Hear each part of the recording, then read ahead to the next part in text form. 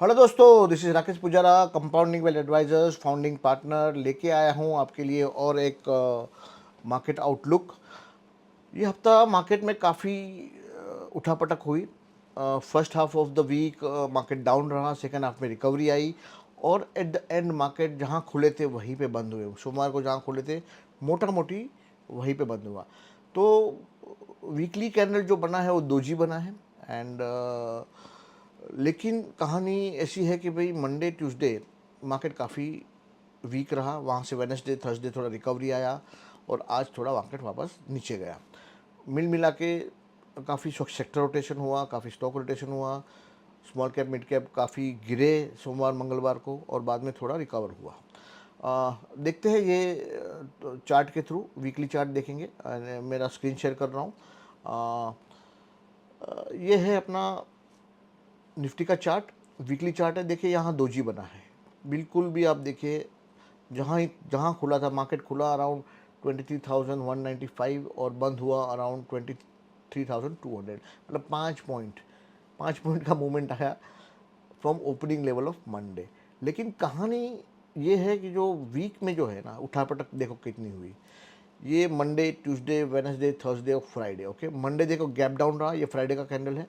Monday gap down रहा, market नीचे गया, बाद में गैप अप हुआ, ऊपर रहा और ऊपर गया और ऊपर गया और आज नीचे गया। तो असेंशियली ये हुआ कि जो फ्राइडे और मंडे का जो गैप था, ये जो फ्राइडे मंडे का गैप है वो फिल हुआ और मार्केट वापस नीचे आया। तो ये गैप का जो थियरी है बहुत इंटरेस्टिंग है। ये एनालिसिस करते करते मैंने देखा कि देखिए ये गैप हुआ, ओके, गैप फिल हुआ और बाद में अभी यहाँ पर है। तो यहाँ से मार्केट कहाँ जाना चाहिए? अगर ये हम थोड़ा ऑब्जर्वेशन करें कि प्रीवियसली जब ये ऐसा हुआ तभी मार्केट कहाँ गया।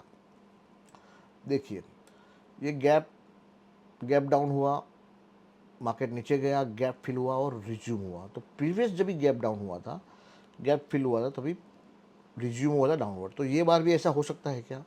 हर बार देखिए गैप हो रहा है तो वो गैप फिल करके पुराना जो भी उसका डायरेक्शन होता है, जैसे यहाँ पर गैप अप हुआ, गैप फिल किया और देखिए रिज्यूम किया।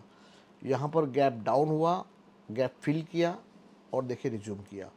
तो बाई ये लॉजिक ये मार्केट हो सकता है यहाँ डाउनवर्ड मूवमेंट रिज्यूम कर सकता है। इम्पोर्टेंट लेवल क्या है? ये जो लो है वो काफ़ी इम्पोर्टेंट है और उसके नीचे गया तो नया डाउन साइड खुल सकता है। वीक में दोषी दिख रहा है और देखिए यहाँ पर मैंने बोला था कि नवंबर का जो लो है वो टूटेगा तो मार्केट ख़राब होगा। तो नवंबर का लो जैसे टूटा मार्केट और ख़राब हुआ और वहाँ से रिकवर हुआ, लेकिन वहाँ पर ही अटका हुआ है। अभी देखो सपोर्ट एरिया कौन सा है, देखो ये 3 जून का जो वीक था उसका कैंडल है, इतना बड़ा वीक और ये कैंडल, और वहीं पे सपोर्ट एरिया पे यहाँ पर कैंडल बना। तो पुराने लेवल याद रखने बहुत ज़रूरी है, ऑब्जर्वेशन करना ज़रूरी है। और देखिए ये जहाँ जैसे ये इतना बड़ा कैंडल के बाद नीचे दोजी बनना, मतलब ये दिखा रहा है कि ये जो ट्रेंड था वो यहाँ थमा है। एक ऑब्जर्वेशन ये है। दूसरा ऑब्जर्वेशन ये है कि शायद यहाँ गैप फिल करके वापस डाउनवर्ड रिज्यूम हो सकता है। उसके लिए इंपॉर्टेंट क्या रहेगा ये वीक में? ये बॉटम 23,040 का जो बॉटम है वो इम्पॉर्टेंट है। अगर उसके नीचे मार्केट ट्रेड करना चालू करता है तो सीधा यहाँ पर 22,000 पे सपोर्ट है और बाद में इसका लो है करीबन अराउंड 21,000। तो मतलब मार्केट जो स्ट्रेंथ दिखाना चाहिए वो है नहीं अभी तक। बैंक निफ्टी देखते हैं क्या हुआ। बैंक निफ्टी भी देखिए ऊपर से नीचे ही आया है। तो ये, लेकिन ये वीक ओपन से क्लोज देखे तो 0.4% डाउन बन रहा। फिनेंशियल सर्विसेज इंडेक्स भी देखिए करीबन आधा टका डाउन। मिड कैप सेलेक्ट देखिए, मिड कैप सेलेक्ट में देखिए नीचे से काफ़ी रिकवरी आया। तो जहाँ ये हैमर टाइप फॉर्मेशन बनता है या ऐसा कुछ बनता है तो वो माना जाता है वो रिवर्सल कैंडल होता है। तो हो सकता है मार्केट यहाँ से रिवर्स कर जाए। तो ये जो टॉप है, ये जो बॉटम है, वो सारी इंपॉर्टेंट होती है। ये वीक का टॉप बॉटम काफ़ी इंपॉर्टेंट है। और देखिए स्मॉल कैप में भी देखो मार्केट मोटा मोटी आधा टका नीचे रहा। लेकिन स्मॉल कैप में भी आप देखो, स्मॉल कैप मिड कैप का जो इंडेक्स है उसमें भी देखिए ना कितना बड़ा गैप डाउन हुआ था। ये जो दिन था उसमें स्मॉल कैप मिड कैप बहुत ज़्यादा गिरे थे और ये कितना बड़ा कैंडल था। वो करीबन करीबन 4% वहाँ पर गिरे थे और वहाँ से रिकवरी आके ये गैप फिल किया है। तो ये previous down trend, gap down, यहाँ से रिकवरी, गैप फिलिंग हो सकता है। ये गैप फिल करके नया नया अपना ट्रेंड चालू करे, या तो गैप फिल करके वापस वो प्रीवियस ट्रेंड रिज्यूम करे। तो दोनों पॉसिबिलिटीज़ ओपन है। एंड अपने को एवरीडे मार्केट को ऑब्जर्व करना पड़ेगा और उसके हिसाब से अपना स्ट्रैटेजीज बनाना चाहिए। तो स्मॉल कैप मिड कैप में रिवर्सल देखिए, यहाँ पे स्मॉल कैप में भी रिवर्सल है, मिड कैप में भी रिवर्सल है, ऑटो में भी देखिए दोजी बना है, मेटल में भी रिवर्सल कैंडल, मेटल का रिवर्सल कैंडल कंपैरेटिवली बेटर है फ्रॉम अदर, तो हो सकता है कि मेटल यहाँ रिवर्सल हुआ हो। और काफ़ी एल्यूमिनियम वगैरह ऑल न्यू हाई पे आए हैं, थोड़ा कॉपर में भी रैली आया है। तो metal is going to be interesting space, जहाँ चाइना को भी देखना पड़ेगा कि वहाँ कुछ स्टिमुलस और आ रहा है। चाइना में देखा तो मैंने बहुत ट्रबल है वहाँ, कुछ कुछ रियल एस्टेट कंपनियाँ काफ़ी ट्रबल में हैं, और उसके चलते हो सकता है वहाँ स्टिमुलस हो, स्टेबिलिटी हो, गवर्नमेंट कुछ एक्शन ले, तो वहाँ रिवर्सल आ सकता है मेटल में। और रियलिटी देखिए, रियलिटी में भी गैप भी हुआ नीचे और रिवर्सल भी हुआ है। कंजम्पशन, कंजम्पशन में भी देखो दोजी हुआ। तो ये पूरा कहानी मुझे लगता है अक्रॉस सेक्टर है। देखो सीपीएससी में रिवर्सल हुआ है, काफ़ी अच्छा रिवर्सल हुआ है, एक जो अच्छा सा डाउन ट्रेंड था, हो सकता है कि भाई ये पूरा डाउन ट्रेंड ख़त्म हो गया हो और या इसका ये लो जो है इंपॉर्टेंट है। तो हाइपोथेसिस यही है कि ये लो टूटेगा तो वापस डाउन ट्रेंड रिडम हो सकता है। इंफ्रास्ट्रक्चर में भी देखो बाइंग देखी गई, तो मतलब बजट है, इसके लिए मुझे लग रहा है कि पीएसयू और इंफ्रास्ट्रक्चर में बाइंग चल रहा है। बजट जो 1 तारीख को है उसमें शायद इंफ्रास्ट्रक्चर में कुछ अनाउंसमेंट आया है, उसके चलते ये लगता है ये बाइंग चालू हुआ है। सीपीएससी ये भी देखो पब्लिक सेक्टर एंटरप्राइज करीबन 3% अप रहा। तो आप देखिए infra, public sector enterprise, CPSC, ये सब प्लस में बंदा है, मतलब कहीं ना कहीं यहाँ बाइंग हुआ है। कंज्यूमर ड्यूरेबल माइनस रहा 2.3993%, एमएनसी अगेन माइनस रहा 3%। एंड पीएसयू बैंक देखिए, वो भी पीएसयू बैंक, मतलब पीएसयू में मुझे लग रहा है ये वीक में कहीं ना कहीं बाइंग हुआ है। और हो सकता है बजट में कुछ अनाउंसमेंट आने वाले हो या उसके चलते कुछ तो भी हो, इसीलिए पीएसयू में बाइंग हुआ हो।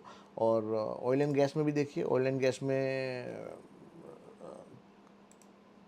भी देखिए रिवर्सल आया है। ऑयल एंड गैस मैंने काफ़ी टाइम से देखो कंसोलिडेट कर रहा है, और यहाँ से मुझे लग रहा है कि oil and gas upward journey कर सकता है।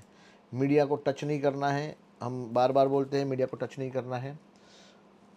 एफएमसीजी इंडेक्स देखिए, एफएमसीजी करीबन 2.31%। एफएमसीजी भी काफ़ी मतलब कंसोलिडेशन में है, वीक है, गिर नहीं रहा है लेकिन बढ़ भी नहीं रहा है, लेकिन ये वीक करीबन 2-3% गिरा है। Next is pharma. फार्मा भी देख थोड़ा मुझे लग रहा है डिस्ट्रीब्यूशन पैटर्न बन रहा है फार्मा में। यहाँ पर ये देखिए राउंडिंग टॉप जैसा है, वापस यहाँ पर हुआ, वापस यहाँ पर आया। तो ये अगर लो होल्ड नहीं करता है तो काफ़ी जगह है फार्मा में नीचे जाने का, तो चौकन्ना रहना ज़रूरी है। देखो काफ़ी बड़ा कैंडल बना है आईटी में बहुत ही उठापटक हो रहा है। देखिए ये बड़ी बड़ी कैंडल, 2 दिसंबर की कैंडल, ये 9 दिसंबर वीक वाली कैंडल, बाद में ये गिरा, वापस ये ऊपर आया, वापस गिरा। तो ये कोई अच्छे साइन नहीं होते हैं, ये वॉलेटिलिटी है और अनसर्टनटी है। आईटी स्पेस को लेके इन्फोसिस का भी रिजल्ट आया और वो सब भी डिस्काउंट हुआ, तो काफ़ी अनसर्टनटी है अमॉन्ग्स एनालिस्ट कम्युनिटी। और शायद उसी का परिणाम है कि भाई यहाँ पर प्रॉफिट बुकिंग हुआ और पब्लिक सेक्टर में थोड़ा बाइंग हुआ, मतलब फार्मा और आईटी वगैरह में प्रॉफिट बुकिंग देखा गया और पब्लिक सेक्टर में कहीं ना कहीं बाइंग देखा गया है। तो अगले वीक के लिए ध्यान रखना है आपको, पूरा पब्लिक सेक्टर ध्यान रखना है। अगर ये वीक के जो हाई थे वो खुदाए तो वहाँ अच्छा खासा रैली बन सकता है। इंडिया विक्स देखिए धीरे धीरे धीरे बढ़ रहा है ऊपर की तरफ, एंड ये वीक में करीबन 5% बढ़ा। और ऑप्शन प्राइजेस का प्रीमियम बढ़ रहा है क्योंकि बजट भी है, और थोड़े काफ़ी सेलर्स कम हुए हैं मार्केट में। रेगुलेशन चेंजेस के चलते काफ़ी प्रोप्राइटरी बुक्स ने अपना एक्सपोजर कम किया है, उसके चलते भी शायद प्रीमियम बढ़े हैं। गोल्ड और सिल्वर में मुझे लग रहा है कि रैली रिज्यूम हो चुका है, तो आप गोल्ड एंड सिल्वर में मुझे लग रहा है कि आप एक्सपोजर ले सकते हैं लॉन्ग साइड में। और यूएस डॉलर इंडेक्स देखिए थोड़ा रिवर्सल देखा गया, इसके कारण मुझे लग रहा है मार्केट में रिकवरी आया। अब वीकली देखें तो वीक टू वीक थोड़ा डॉलर इंडेक्स, तो डॉलर इंडेक्स अगर यहाँ से रिवर्स होता है तो हो सकता है अपना मार्केट रिवर्स कर जाए। लेकिन अगर ये कंटिन्यू करे, जो कर सकता है, क्यों कर सकता है मैं बताऊँ, क्योंकि देखो इसका फॉर्मेशन देखिए, ये पूरा डब्ल्यू बना हुआ है और यहाँ ब्रेकआउट है, और ये रेप्लिकेट करे ऊपर तो करीबन 120 तक जा सकता है, जो पास्ट में गया भी है। देखो यहाँ तक जा सकता है 115, 16, 17 तक। तो यहाँ अगर जाता है वो, तो फिर अपना मार्केट थोड़ा डिफ़िकल्ट हो जाएगा। और देखना पड़ेगा। तो एक आँख रहेगी अपनी डॉलर इंडेक्स पे, और डॉलर इंडेक्स देखिए अभी फ़िलहाल दिल्ली में देखिए करीबन 0.22% बढ़ा हुआ है। डाउ जोन्स थोड़ा रिकवरी आया वहाँ पर। ये वीक में आप पूरा देखें तो एक अच्छा सा ग्रीन कैंडल बना है जिसमें 2.9% का है। तो हो सकता है ये करेक्शन ख़त्म हो गया और ये रिज्यूम कर सकता है। और एसपीएक्स, तो ये जो इंडिया मार्केट में सेलिंग चालू है ना, मुझे लग रहा है सारा पैसा यूएस जा रहा है, और वो विजिबल है कि एफआई यहाँ से पैसा निकाल के यूएस मार्केट में लेके जा रहा है। वहाँ का एसपीएक्स एसएनपी देखिए वो भी ऊपर है, और नास्डैक भी ऊपर है।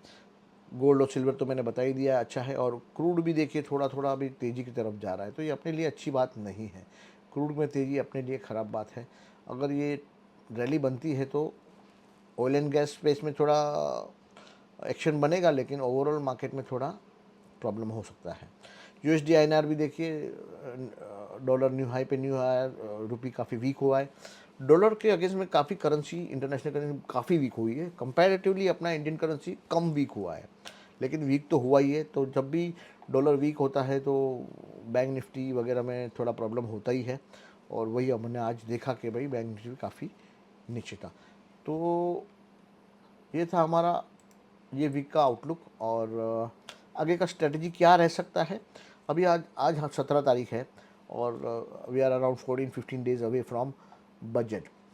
तो going into the budget we might keep our positions light. We keep जहाँ जहाँ हमें लग रहा है कि बजट में अनाउंसमेंट आ सकते हैं या ऐसा कुछ हो सकता है, वहाँ अपना एक ध्यान रख सकते हैं। कहाँ अनाउंसमेंट आ सकता है? अच्छा अनाउंसमेंट मुझे लग रहा है कि डिफेंस में आ सकता है, इंफ्रास्ट्रक्चर में आ सकता है, और गारमेंट सेक्टर जो बांग्लादेश में प्रॉब्लम हुआ उसके चलते गारमेंट सेक्टर में काफ़ी कुछ अपॉर्चुनिटी खुली है इंडिया के लिए, और उसके रिलेटेड मुझे लग रहा है बजट में कुछ अनाउंसमेंट आ सकता है। तो गारमेंट सेक्टर पे भी ध्यान बना रह सकता है। और बजट के पहले और एक वीक है अपना, तो नेक्स्ट मार्केट आउटलुक में हम जो भी डेवलपमेंट है उसके बारे में भी बात करेंगे। और ये जो क्वार्टर है वो मोस्टली अक्यूमुलेशन का क्वार्टर है। तो आप धीरे धीरे अक्यूमुलेट करिए, और मार्च तक पूरा डिप्लॉय करना, ये मुझे लग रहा है ये अच्छा स्ट्रैटेजी रहेगा, क्योंकि मार्केट काफ़ी वॉलेटाइल है और सेक्टर रोटेशन भी हो रहा है। तो चौकन्ना होना बहुत ज़रूरी है। So this is all from my side. This is Rakesh Pujara signing off. Thank you very much.